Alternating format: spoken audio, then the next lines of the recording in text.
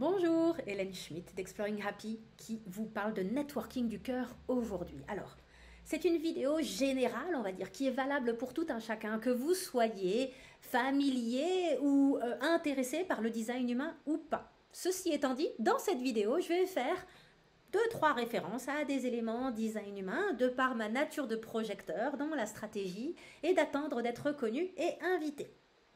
Pourquoi je voulais vous faire cette vidéo? Parce que j'ai eu, il y a à peu près un mois, une personne qui m'a contactée de la manière la plus maladroite qu'on puisse imaginer. Et en plus, elle a été projecteur.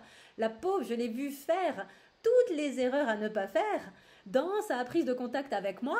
Et ça m'a donné envie de vous faire cette vidéo. Après, le temps est passé et nous voilà à vous parler de networking du cœur. Restez là, ça va vous intéresser.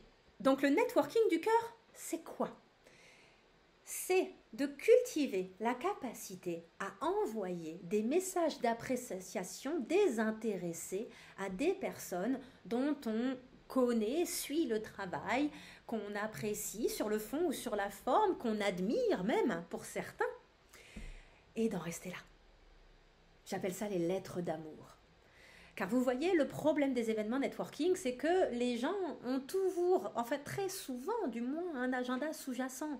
Vous allez à des événements de networking, tout le monde est là pour vendre quelque chose ou se faire voir. Finalement, très peu de gens sont là pour voir, pour rencontrer, pour s'intéresser à l'être humain. Donc il y a un aspect extrêmement rafraîchissant à revenir à cette connexion à l'humain et à cette capacité de verbaliser ce qui nous touche chez une personne dans son travail, sur le fond ou sur la forme ou sur les deux. Et c'est ça l'essence du networking du cœur qui se perd, car même si notre reconnaissance, notre appréciation est sincère, elle est directement gâchée par le fait d'essayer de vendre quelque chose, de convaincre de quelque chose, d'être vu. Ça vient gâcher tout votre effet. Donc vous voulez être stratégique, soyez désintéressé. Ça peut vous sembler complètement antinomique de vous dire mais je contacte quelqu'un qui m'intéresse de manière désintéressée. C'est là la clé. De mon expérience de surcroît quand on est projecteur, c'est capital de comprendre ça. Les gens reniflent quand vous avez un intérêt. Il y a quelque chose en eux, un radar à manque d'authenticité ou à « ou toi ». Ou toi, tu me caches un truc, dans le prochain message, tu vas essayer de me vendre ta soupe.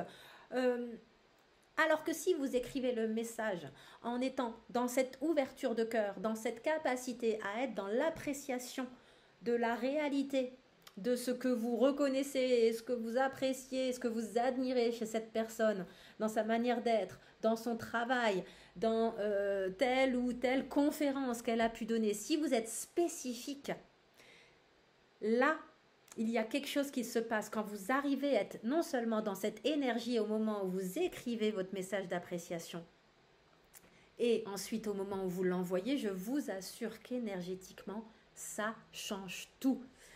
Et ça maximise paradoxalement les chances des gens d'être curieux, d'aller regarder votre profil. Je le faisais en fait dans des mises en contact LinkedIn quand je préparais mon retour en France après quasiment 2 ans passés en expatriation. Même plus de 2 ans, hein, entre Bali et un petit coup à Barcelone, quelques mois, mais principalement Bali. Et j'ai pu tester, justement, en tant que projecteur, ma stratégie, mon autorité, et expérimenter là-dessus en préparant mon réseau européen et francophone à mon retour prochain en France. Nous, les projecteurs, on voit les potentiels, on voit ce qui pourrait être fait, on voit les synergies qui peuvent se passer avec nous, on peut voir le cas échéant, ce qu'on considère qu'il manque chez la personne. Mais si on ne s'intéresse pas sincèrement à l'humain de prime abord, si on ne pose pas des questions, si on ne donne pas justement ce qui est par ailleurs tellement important pour nous, la reconnaissance à la personne en face de nous, énergétiquement, on est en train d'essayer de forcer une porte et vous rencontrez quoi quand vous faites ça? La résistance. La résistance. Si vous avez identifier que cette personne pourrait bénéficier de ceci ou de cela, 2 choses se passent. C'est peut-être le cas, ou peut-être que c'est pas le cas, et peut-être qu'elle a fait d'ores et déjà une démarche pour cela. Donc intéressez-vous à la personne, posez des questions et surtout soyez désintéressés. Car si cette personne, à un moment donné, lit votre message, s'intéresse à ce que vous allez faire, elle va à un moment donné, revenir vers vous et dire ah du coup super, merci beaucoup, ça me touche beaucoup. J'ai fait la curieuse, j'ai été voir ce que vous faisiez. Dites donc, c'est vachement similaire à ce que je fais. Si vous voulez réseauter avec des personnes qui sont dans le même environnement que vous ou que vous regardez une boîte pour qui vous aimeriez travailler. Avant tout, ça passe par le lien humain. Après, s'il y a un minimum de discussion qui s'installe, vous pouvez passer à l'étape de recueillir le consentement.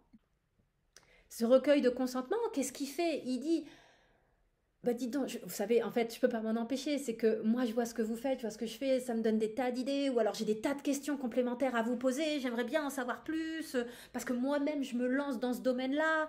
Est-ce que vous accepteriez qu'on s'appelle à l'occasion? Le nombre de rencontres super chouettes que j'ai eues où on s'est juste appelé pour faire connaissance.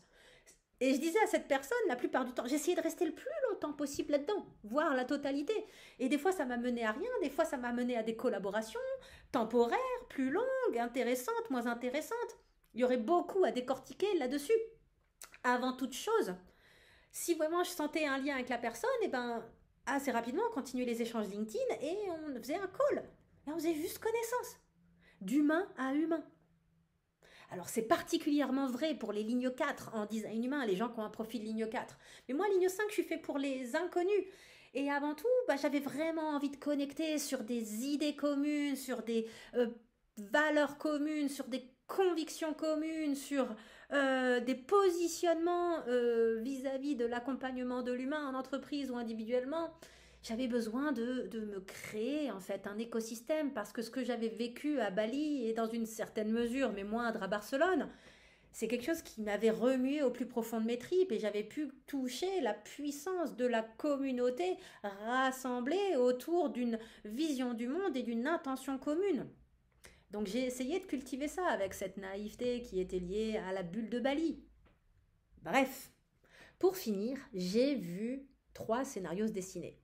Les moments où j'arrivais à vraiment écrire la lettre d'amour avec un détachement complet et une appréciation sincère. Les moments où je faisais également ça, toujours dans une sincérité, mais avec une envie d'être vue, d'être reconnue, ce manque de reconnaissance. Et troisième, avec un agenda plus ou moins caché, plus ou moins assumé, d'être embauché, de susciter l'intérêt. Et j'ai pu... à travers des dizaines et des dizaines et des dizaines de connexions via mon expérimentation du networking du cœur et d'écriture de lettres d'amour plus ou moins désintéressées, mais toujours sincères. Sauf une ou 2 fois, ouais, j'ai eu quand même aussi des expériences là-dessus. Bref, j'ai pu vous dire que le cœur gagne toujours. Le cœur gagne toujours. De toute façon, on ne sait jamais comment les choses vont se mettre en place, où la vraie reconnaissance et invitation va venir. C'est jamais une mauvaise idée de faire des actes de bonté gratuits, des actes de charité, entre guillemets, gratuits, même si ces gens-là ne demandaient pas la charité. Et ça fait un bien fou, en fait, qui est juste des gens qui, sincèrement, vous disent « ce que vous faites, c'est formidable, j'en tire une immense valeur » ou alors juste le fait que vous existiez, ça me met en joie ou ça me touche. Surtout, continuez, faites comme vous faites, j'aimerais juste être dans votre réseau, merci d'exister. Il y a des gens des fois qui me font ça via mes vidéos YouTube ou les partages et ça me touche toujours profondément. Et puis, des fois, il y en a qui font ça pour avoir des infos design humain gratuites. D'autres fois, il y en a qui font ça pour essayer, et c'était le cas de la personne dont j'ai parlé, de me vendre leur service. Et forcément, ça va biaiser le truc. Contentez-vous d'apprécier. Si vous appréciez ce que je fais, sachez que ce sera toujours bienvenu. Sachez que pour toute personne, ce sera toujours bienvenu. Et laissez-vous porter par l'ouverture de cœur. Voilà. Je vous souhaite une bonne journée. J'espère que ça vous aura fait réfléchir. C'est le but. Et je vous dis à bientôt.